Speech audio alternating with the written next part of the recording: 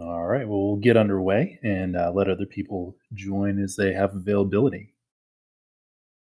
Well, welcome to the Beanstalk DAO meeting. So this is the March meeting, and I think you said in one of my notes that technically it's off cycle, but we may actually make some adjustments to make it be on cycle in the future. So exciting stuff going on. Lots of stuff happening around the farm. I'm going to hop right into the deck. But yeah, if anybody has any questions, we've got Barnyard Chat open, and yeah, feel free to ask questions. All right. So start fanning through here.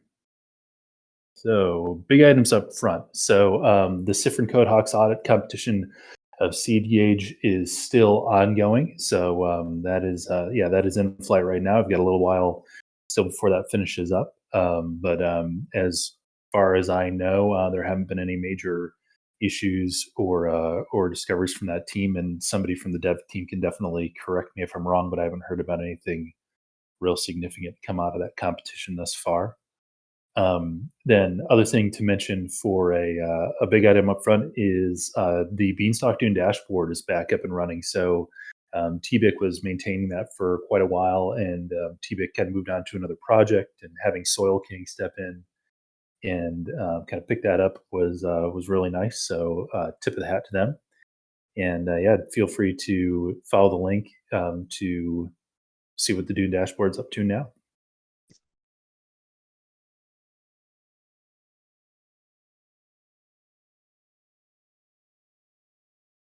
All right. So projects actually, I'm going to stop before I go any further. Everybody can hear me. Okay. No audio issues or trouble along those lines.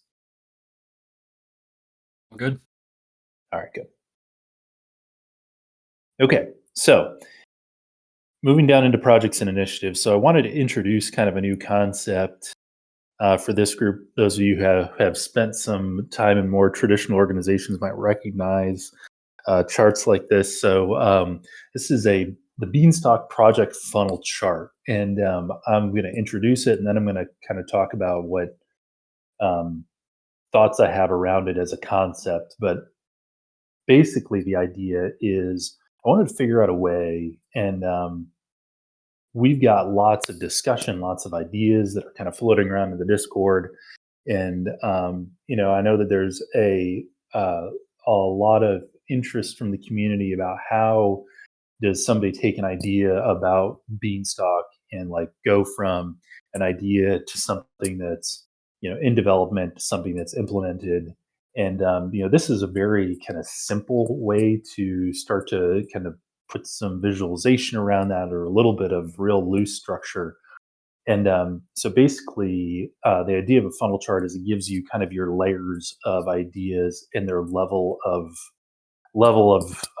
consideration, let's say. So above the funnel is like it's the universe. It's all the stuff that anybody kind of just randomly thinks about or talks about, that kind of comes up in conversation or ends up in the Beanstalk Ideas channel, or kind of just floating around in the Discord. And yeah, I would say that this is a place where probably most of the ideas that are above the funnel probably never make it all the way through to full development, but it's a real good place to just kind of get everything down. And I've started collecting ideas here. Some of these are based on items that are in the Beanstalk Ideas or the Business Ideas channel. Some of these items are just based on conversations I've had. Some of them are just kind of silly, just to kind of prove the point. I've got everything from cross-chain development, which I think there are a lot of people that are really interested in, and I would say that I'm interested in too, all the way to bring back the voice mod, which is a complete joke. But that really is just to illustrate this point, that this is kind of where all the ideas float, and it's a good place to kind of just make sure that they're captured. When you get to the top of the funnel, that's where you've got some a little bit more serious consideration that's happening. I would use the term scoping. Usually when you're looking at scoping a particular project to try to figure out what exactly the deliverables are, what exactly the timeline could potentially be, what resources are necessary. That's when you've got stuff that's kind of the top of the funnel. So Last meeting, we talked about things like hypernative, and then I added there two various basin pairs, and then community input on dev priorities. I'm actually going to come back to in just a second, but these are some ideas that are getting a little bit more serious consideration that we're trying to kind of get our hands around how to approach them as as a team. And then the bottom of the funnel is the stuff that is like the term I would use is like in the hopper. So they are projects or initiatives that have a pretty good scope that the team is looking to assign resources to that are kind of in line to be able to go into full development when we've got resources available. So, you get down into this list and you're looking at stuff that we're all pretty familiar with. So, basin stable swaps, secure Beanstalk, blacklist mitigation. So, Gen Convert, there's information on Gen Convert. I think I didn't put part two. There's part one and part two to generalized convert.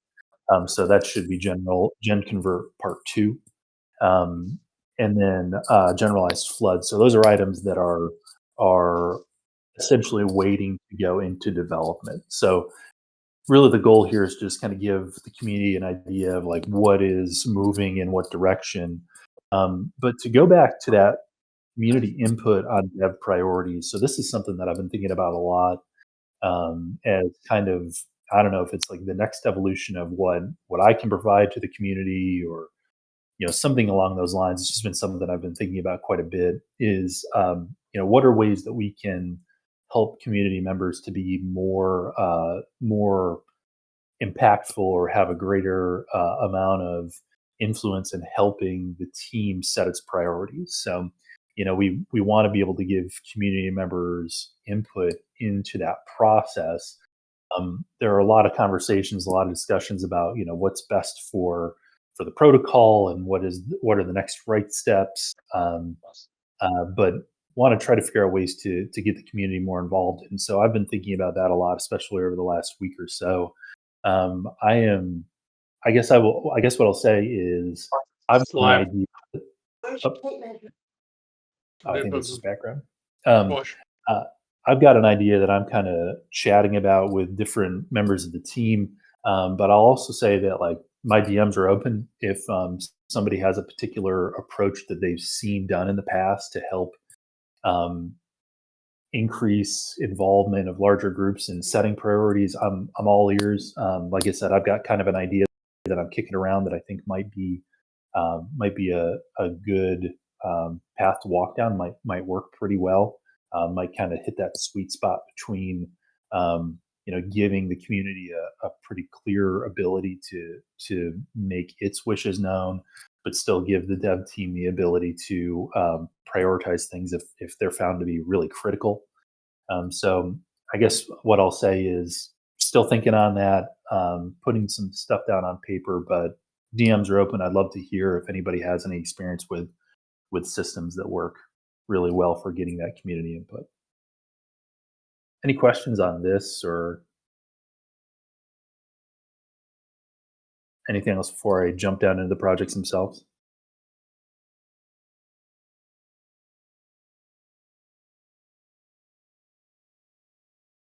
All right, hearing none.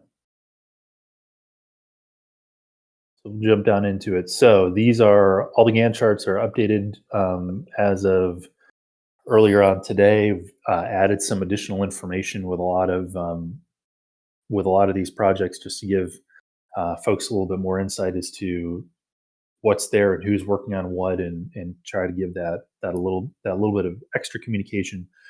So mentioned that Seed Gauge is still in the CodeHawks audit competition, and coming down to the last couple weeks of that, or really the last week of that.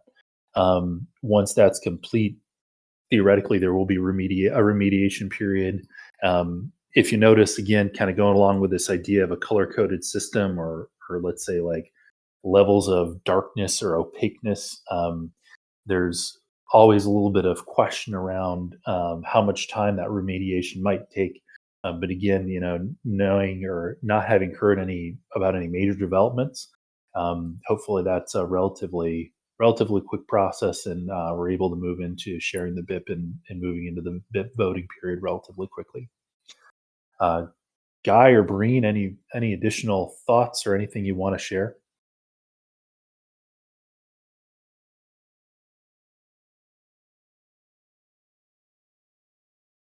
What's up, everybody? Thanks, Rex. I guess if I had to share something, it's written here, but I think that the remediation timeline really is just an estimate at this point. The nature of the structure of the Codehawks audit is we don't actually get access to a lot of or any of the findings until perhaps early next week. So I think it's going to be hard to say until then. And just, while we're at it, since half of Nasdaq's question was related, he asked, has the open source Codehawks audit proved useful? How does the remediation timeline look for Seed Gauge? As far as usefulness, I guess I would give a similar response in that really the only insight we have at this point is the quality of the questions that auditors are asking. I'm going to mute you, Breezy. Let me know if you want to speak up. Hard to really make a judgment outside of the quality of the questions being asked. And given that we don't have access to any of the reports yet, we'll know a lot more next week. So hopefully, I don't know exactly when we're going to host the next DAO meeting, but should have a lot more clarity at that point. And Guy, maybe And even similarly, it's also hard to know like whether it's necessarily a good thing if there are, no high vulnerability reports, or maybe it's a better thing if there are many. It's hard to say. That's a good point and conversation I've had a couple times before. And when it comes to getting feedback, maybe what we could do is when we do get access, I'll put something together and we can get that out to the community once we've got access to it. Just to, even if it's in between meetings or whatever, we can get something out just to kind of give everybody a heads up that the competition's over and we've got access. There also is a new item on here that I actually don't know much about. I don't know if Deadman or Breen, you want to talk about some parameter updates to the sunrise function that were added?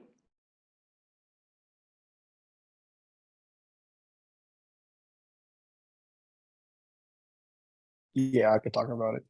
Can everyone hear me okay? Yep, you're good. Yep. Awesome. For the past, following sunrises, we've seen that users, or I guess the sunrise function has been called, pretty late relative to like the sunrise block, the earliest the sunrise can be called. And this is due to the fact that based on the, high gas fees and high ETH price, Beanstalk is not incentivizing enough for users to call sunrise at the start of the season, or start of sunrise, apologies. There's a parameter in the Beanstalk function, which is the maximum of beans that can be minted on the sunrise, and it seems that this number is too small to guarantee people to call the sunrise, as soon as possible. So Deadman is doing some simulations to find out what an optimal parameter for that max beans can be. We don't want to set it too high in case of some exploit that allows people to arbitrarily mint beans during the sunrise, but obviously we're seeing the ramifications of setting it too low. Currently it's set to 100, and by the end of Deadman's walking simulations, we can find a good value to set after the fact. What are you saying are the ramifications exactly?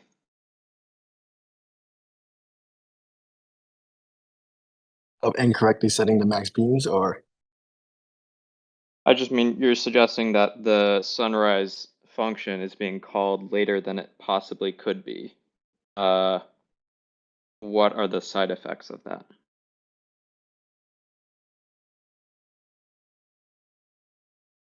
Current side effects is that we have a shorter season than anticipated. Currently we target an hour season, but given that the sunrise function is called, 1 to 2 minutes later, the sunrise, or I guess the season's only a fraction of that amount. Additionally, this does cause Beanstalk to kind of overmint more beans than necessary in order to incentivize people to call the sunrise. And this is due to the fact that the sunrise reward increases exponentially for every block that hasn't, for every block delay that the sunrise hasn't been called.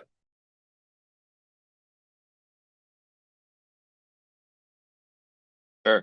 Thanks for the explanation.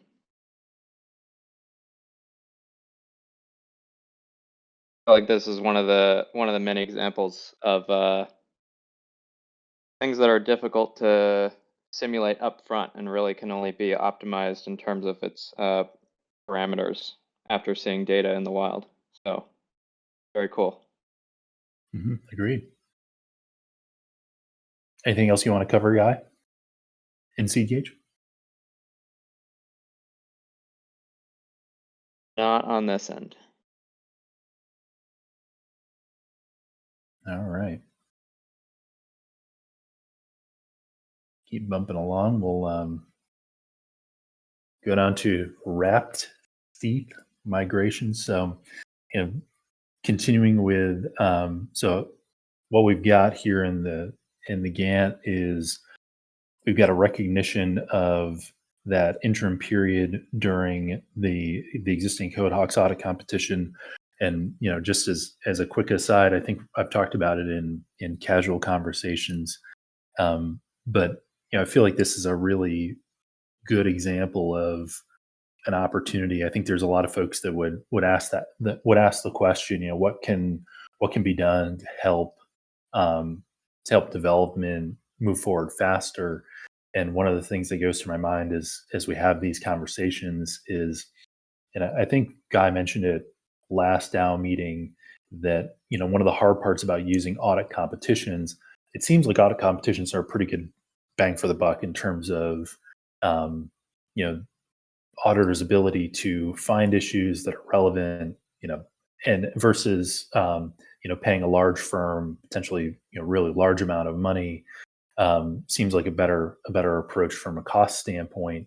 But one of the downfalls that was mentioned was that it's hard to have multiple competitions running in parallel because a lot of times they're drawing from a really similar group of white hat auditors.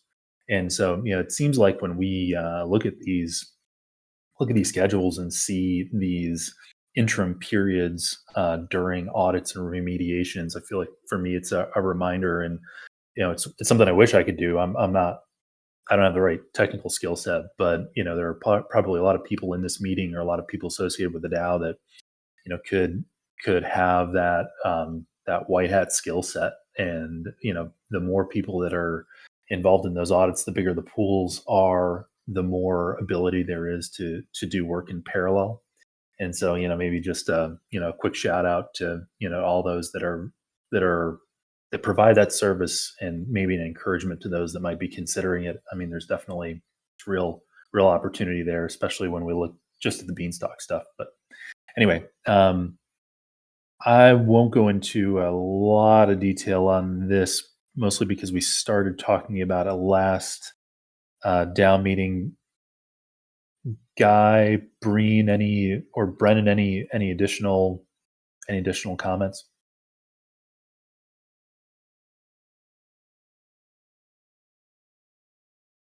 I think Deadman is working on a couple of these items. Yeah.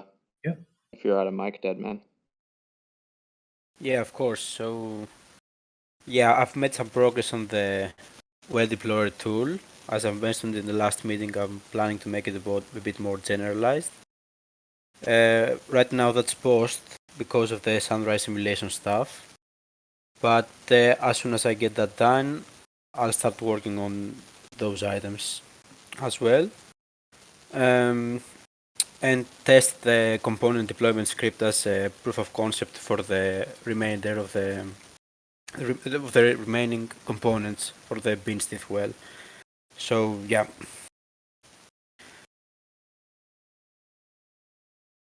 Don't have Sounds anything good. else to add though. Yeah. Appreciate it, Deadman.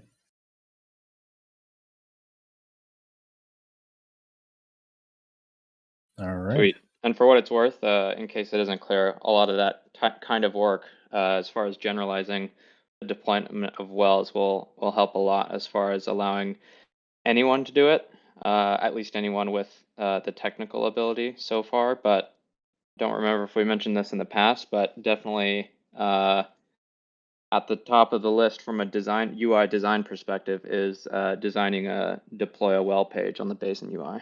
So perhaps maybe we won't have a super concrete update by the next DAO meeting, but perhaps in the next couple. Sounds good. Okay. Jumping down to Mutli Flow again, won't go through this in a ton of specific detail, but didn't know if there was any additional comments from the development team.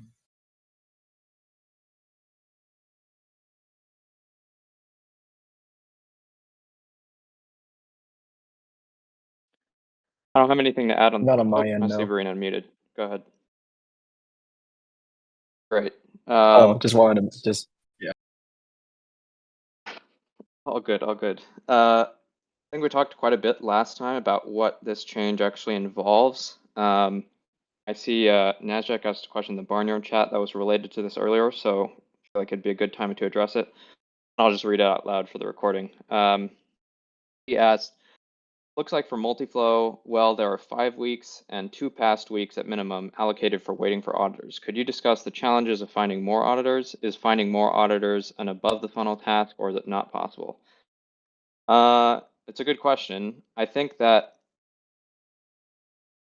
this is unlikely to be a recurring problem, but in this instance where the gauge system was delayed, it did end up resulting in having to schedule the wstETH migration and these multi-flow changes after they could have started.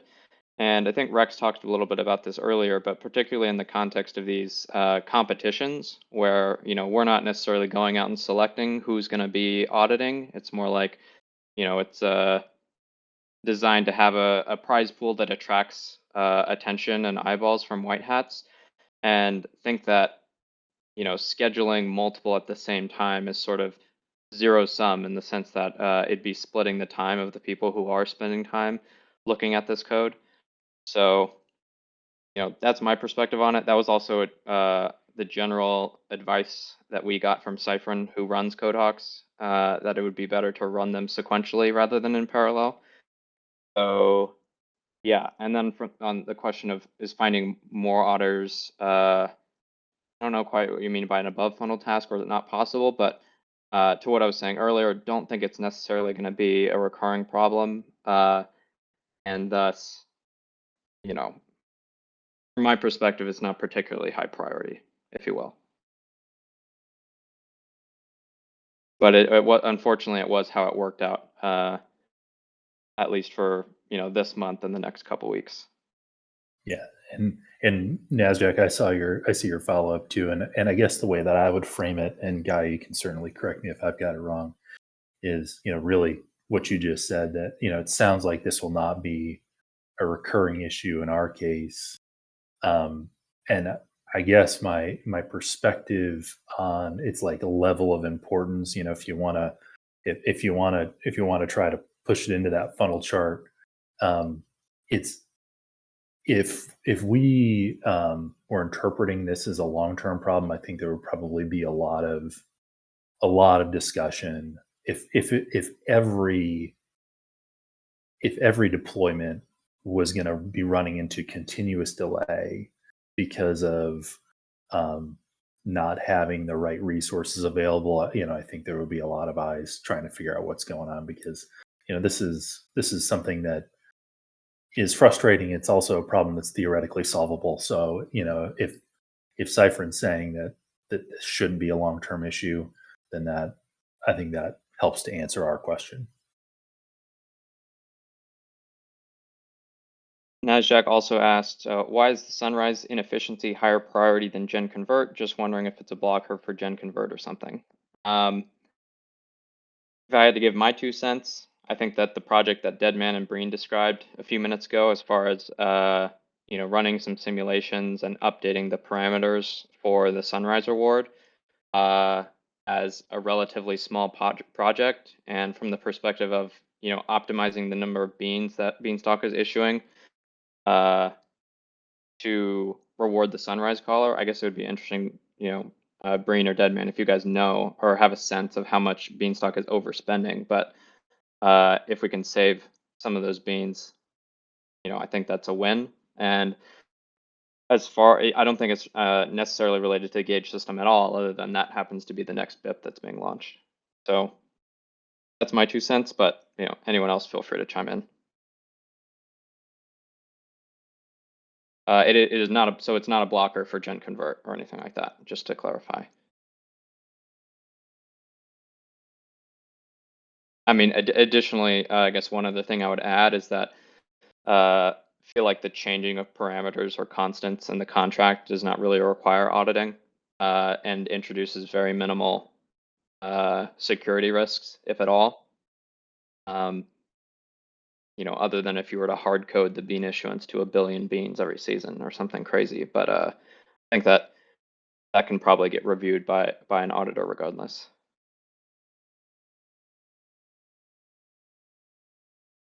Nesjack says, wondering if go ahead, Deadman. I just saw you on mute. Oh yeah, so if I had to add something, is that with the new seed gauge system, every hour Beanstalk evaluates its state, and thus a lot of code is being run at the top of the hour by calling the sunrise function. So if I'm not mistaken, that will lead to higher gas used in the sunrise transaction, and that will also affect the beans rewarded to the caller. So it makes sense to do that just before the seed gauge is out. Correct me if I'm wrong, Brian, if you can.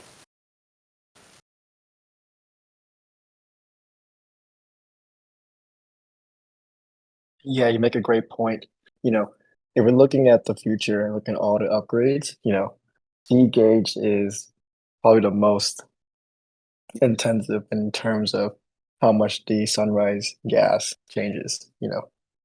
Everything else seems to be minimal from that regard. So it does seem pretty imperative to do the sunrise max bean rewards here rather than later.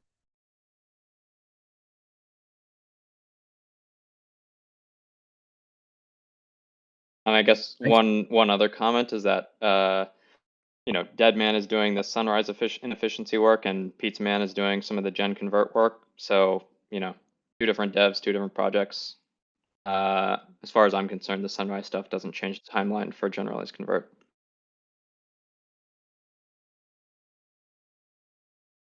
I mean, gas efficiency, like Brenda said, gas efficiency was minimal. Savings, now it's less of a focus. Yeah, I mean, as far as I'm concerned, that's still, the new meta, if you will, with regards to Beanstalk development.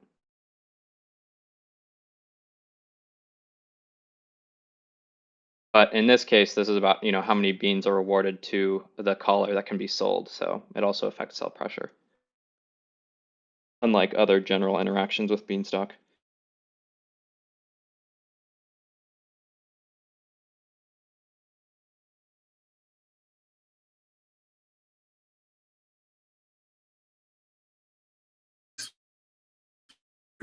Input. All right. Well, so I guess I'll open up this.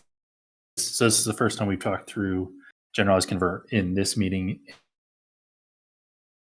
Mentioned that Pizza Man's kind of leading the front here.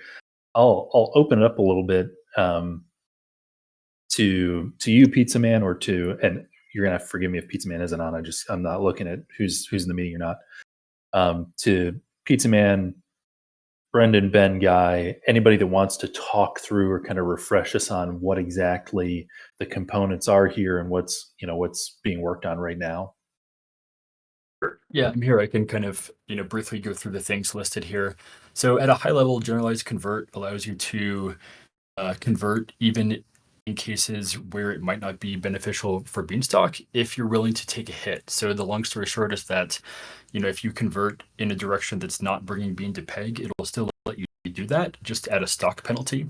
And then also in a similar vein, the idea is that if you convert in a way that helps Beanstalk, it will give you a stock reward for doing so. And the idea being that this is kind of like a fourth lever that Beanstalk can use in terms of its peg maintenance mechanism. And so in order for all of the pieces of this to come together, I suppose in addition, another key part of this is that you can convert, and you can trade your beans or your ETH or whatever other tokens we end up whitelisting through other parts of DeFi and deposit them back into Beanstalk. And so you can take advantage of arbitrage that exists out in the system and not lose your stock for doing so, because all of your whatever you end up arbitraging can be redeposited back into Beanstalk, and you gain a stock bonus for doing this. And so if you break this down into multiple parts here, we have everything that's basically here on the list. So already done, let's see, is like exactly what kind of inputs and outputs are going to be available for this function. The pipeline calls support is already done, including a number of tests for that. Of course, we could always add more. Then working in progress right now is actually kind of not really on this list, but the seed gauge branch and the tractor branch are two separate work in progress branches. Or actually, I guess the seed gauge branch is already done. It's just not fully audited yet.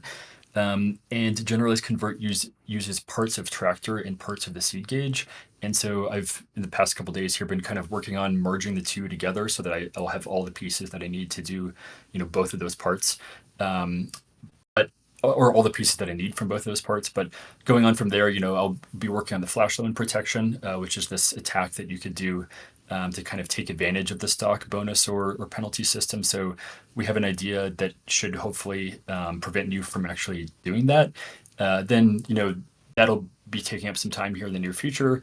Then after that, I'll be handling the cases, where more BDV is added or removed. So during your pipeline calls, you could potentially withdraw half of your BDV or deposit even more.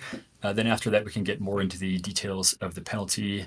Then all the rest of the things here are just basically auditing and remediation. So that's kind of the high level overview. If anybody has any specific questions, I'd be happy to answer.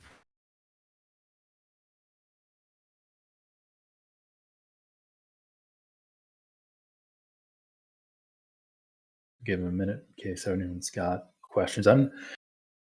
I'm not seeing anything in Barnyard chat. Guy, you mentioned that there were you'd mentioned some messages you were seeing. Are you seeing them in Barnyard?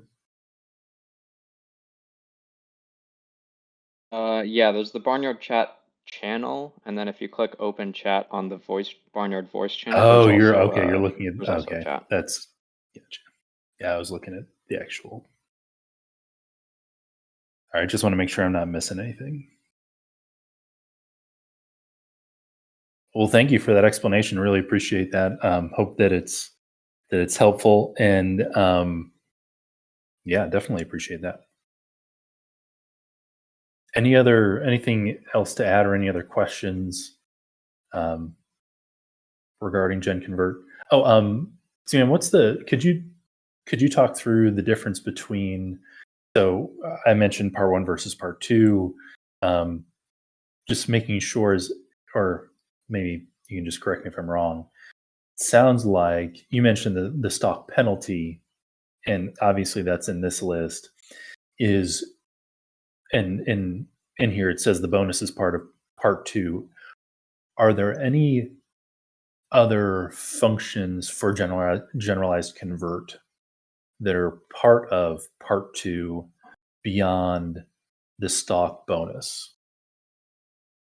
So the stock bonus and penalty system in its fully fledged form would require keeping track of every single deposit in a sorted list, basically from the least amount of grown stock to the greatest amount of grown stock per BDV per deposit.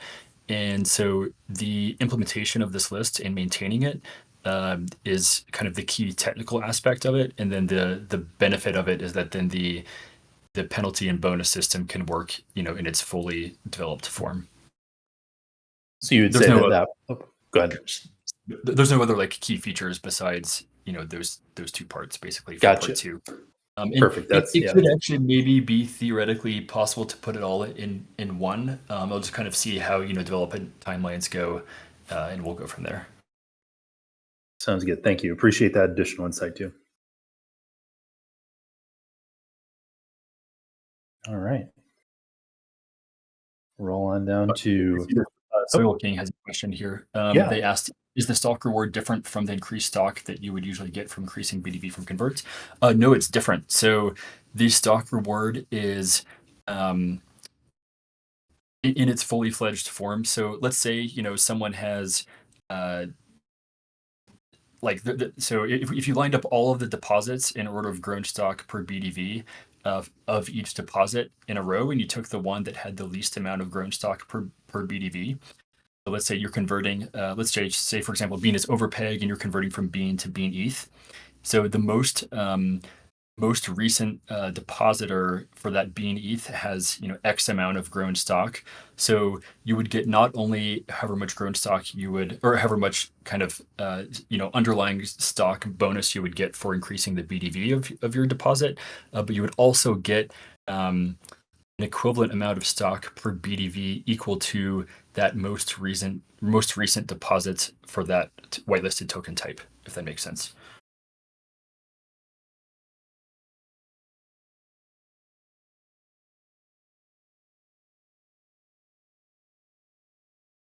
Sounds good. Thank you again. All right. Moving on down to the H1 upgrade package. So we had kind of talked about this in its kind of individual parts last time around. Deadman was kind enough to walk us through some of the individual components. We've kind of, based on the fact that that this package of work is going to kind of end up getting put together and audited as one package, made sense to kind of bundle it in terms of the tracking as well.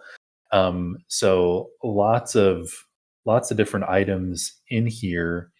So I guess what I'll do is, since there are a number, and I had the list, but I don't have it in front of me at the moment. I'll open it up to Deadman.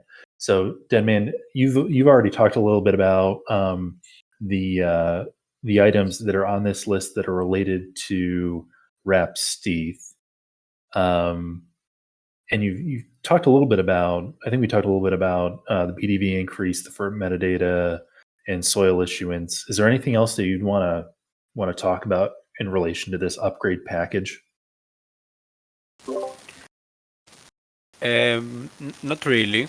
I believe the heavy work has been done already about the stuff. The top rate is an easy fix, just a parameter change, and the new beneath well deployment will tie well together with the deployment scripts and all that stuff. I hope by now the auditors are already familiar due to the consecutive audits on Beanstalk with the code, so I expect that to take a little bit more less time than the other audits, and after that we'll see. Sounds good. Thank you. Any other additional comments, Guy or rest of the team?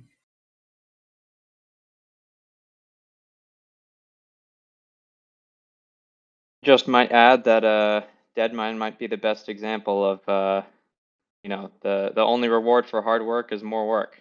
Yeah. There's a lot of stuff on his plate at the moment, and very excited to see him picking up more and more stuff on the farm. Always my pleasure to work on those as well. So yeah, no hassle from my part. Yeah, definitely appreciate it, Deadman. Okay, also happy to take input on what the heck to call this. I've been calling it miscellaneous improvements. It appears someone's called it H1 upgrade package here. I think we can do better than that. I did apply the name H1 upgrade package, half one upgrade package. I am more than happy to change the name of it, though. Yeah, that's just fine. Doesn't hurt my feelings if somebody comes up with something better. Okay, last item on this list is Tractor, and Funder is actively working on this. And actually, when I talked to them they just quick conversation mentioned they've been working on it for I think over a year now. So there's a lot of stuff that's been going into it. They're predisposed with some personal stuff right now, but we'll be working on a full update. So the next time that next time we get together as a DAO, I will have a full update for this. So more to come on Tractor, and we'll pass along information as we get it. Again, any other comments from Guy or anyone else on the team regarding Tractor? Well, I would just say that I don't think they've necessarily been working on it for a year. I think the work around finalizing the contract stuff maybe was about a month, mostly in December a few months ago, and work on the middleware has really started in earnest this month. So Gotcha. yeah, like Rex said, hopefully more information soon as far as timelines go. Sounds good. Thanks. Okay. So that's all I've got for the specific project timelines. I did have one slide just here, and won't spend too long sitting on it, but did want to kind of I had mentioned when we were talking about the project funnel, thinking about increased community involvement and giving input for priorities. And I guess I'll go right along with that.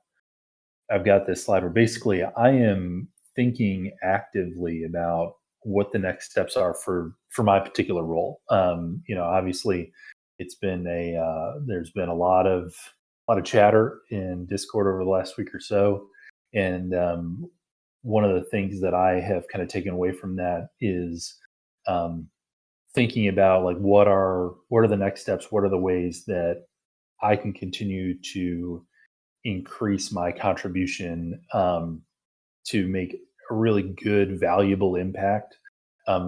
These first few weeks in this role, I've been thinking a lot about just like getting the information together that everybody's seeing now. Kind of building these systems and thinking about how to present this information and having good discussions with people to make sure that we're capturing things correctly and fairly. So I feel like I've reached the point where I'm pretty satisfied, like with the information deck and with what it presents and like this kind of basic part of this role. So like I said, I'm not going to dwell too much on it, but I again will say that my DMs are open about thoughts that folks have about how to continue to improve communication with the community and with the broader ecosystem. What I will say to this group is I think a lot about in this role, think about things that are systematic, if that makes sense. I like the idea of publishing this info deck a couple times a month because I feel like it's something very regular. It's something very steady.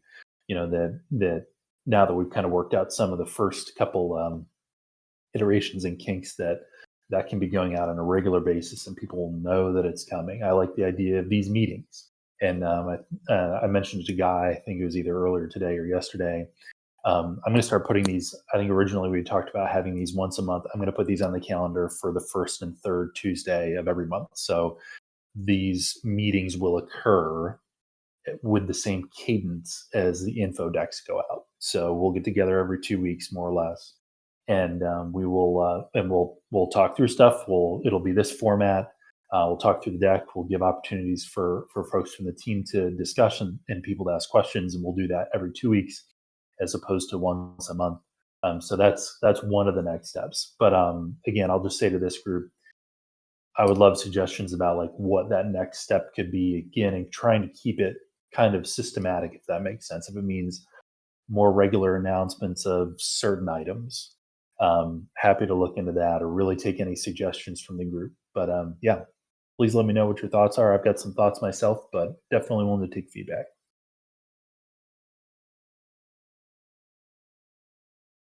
And with that, I'll actually open the floor up. Got a pretty healthy attendance now. Looking at the group. Any questions, thoughts, concerns? Anything from the group?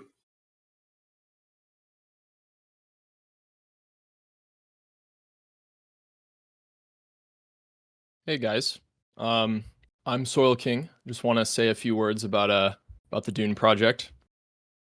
So I'll drop the link in the barnyard. Excuse me, in the barnyard chat, so you guys can take a look if you haven't seen it already.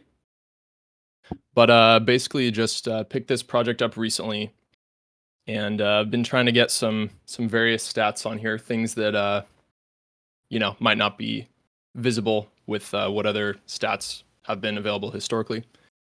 So mostly, so far you'll see on there's a bunch of stats about basin, about like the beneath pool, and then as new wells get added as well, we'll be able to add those on there, and some other miscellaneous stats about some of the stuff in the field, stuff with fertilizer, some of who like some of the large holders are, some stats on debt level.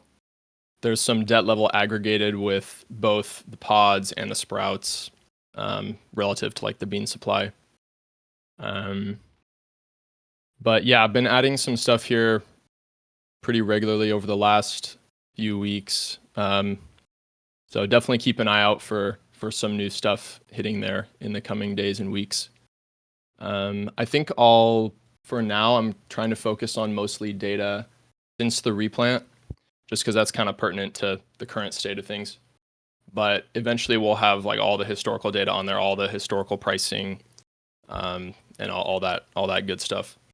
So kind of my goal is to be able to, kind of spark some interesting conversation with a lot of these charts. And I think that's already been happening a bit in the Discord. So that's pretty cool to see. So if there's anything specific people want to see, feel free to, drop me a note about it. But more or less we're going to get to everything eventually. So. Thank you, Soil King. I was trying to bring it up and my cursor disappeared, so I was having a hard time. But yeah, just to give a little bit of preview of some of that information, I'll fan through it real quick and then I'll hop into the deck. Really, I mean, I didn't actually have any more slides with specific information, so I'll even just leave the Dune page up. But yeah, just want to give you a shout out there, Soil. I appreciate all the work that goes into this, and again, think about a lot of this in terms of how we can tell Beanstalk's story to the broader ecosystem, and I think there's a good story to tell, and part of that is having really good data. So yeah, definitely appreciate the work. Yeah, for sure. It's been really exciting putting it together and seeing a lot of those stats too. I really like the one, I think you were just on it a second ago, where with the price deviation pie chart, where it shows how much time Bean spends at each of the different price brackets, I guess, if you will. Yeah, that one. Really good stuff. Appreciate it. Couple things that are being worked on the UI that are somewhat related to this is one a revamp of the analytics page that'll allow people to look at particular date ranges. I don't know if people have noticed this, but I definitely have. But whenever you want to look at historical data, you often go to the all-time chart, and you can't see very granular information. You can on the Bayesian UI, however. It's very easy to zoom. So that's getting worked on, as well as being able to impersonate wallet addresses on app.bean.money. This is something that we do whenever we're developing the UI to, fix bugs that people are reporting, etc. But I think it's not much additional work to make that functionality available on the production site. So I think that will be pretty cool, especially, just being able to toss in an address into the site whenever you're clicking on some transaction that happens in the bot channels to, see the user's balances, etc.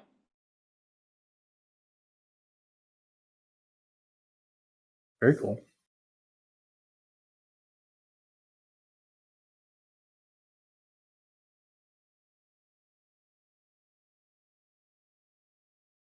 All right, we'll leave it open for just another minute.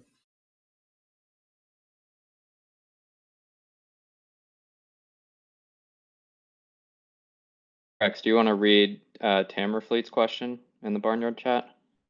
Yeah, give me.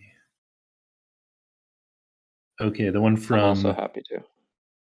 Yeah, how about you do it? I'm afraid if I do it, I'm gonna run into some streaming issue. Sure.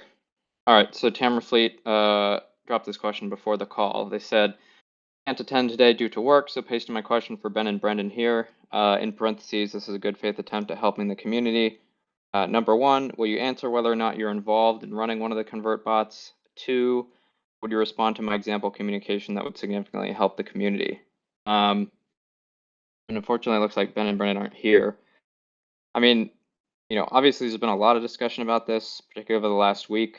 Perhaps it's worth saying a couple things around, the new people who are out in the Discord, and particularly related to, the decisions that some mods made to ban them. But it's not a question for me, so I don't necessarily have much to say other than it feels like, if I remember correctly, at some point, Ben more or less answered this question.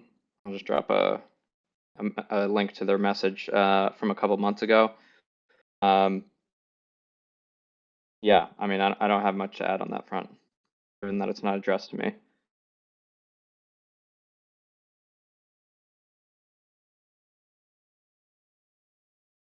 All right.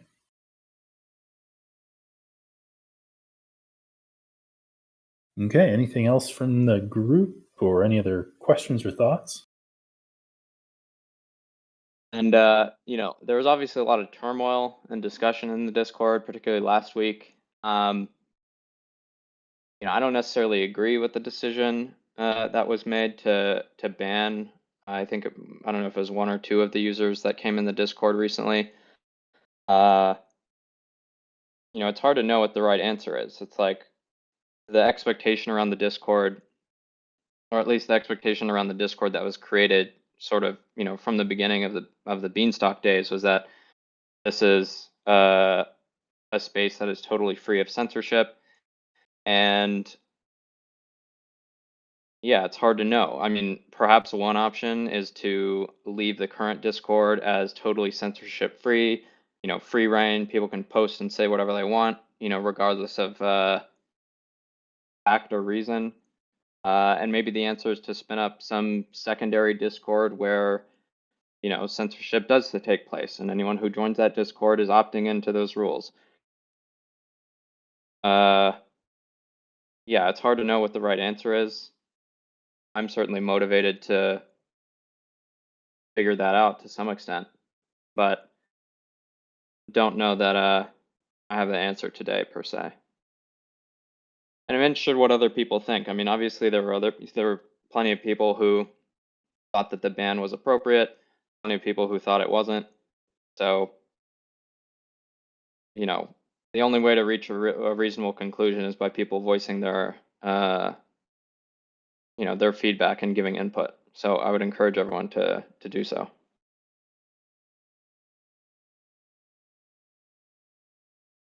Appreciate that, guy.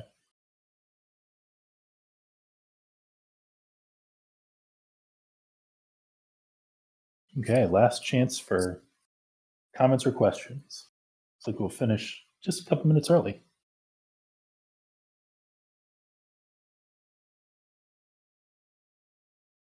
Okay, hearing none.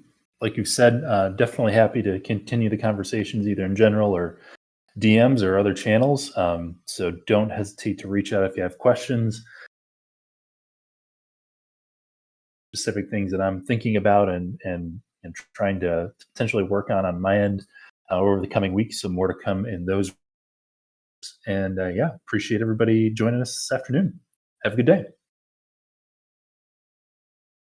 Thanks, everyone. And thank you, Rex. Take it easy. Always a pleasure. You too.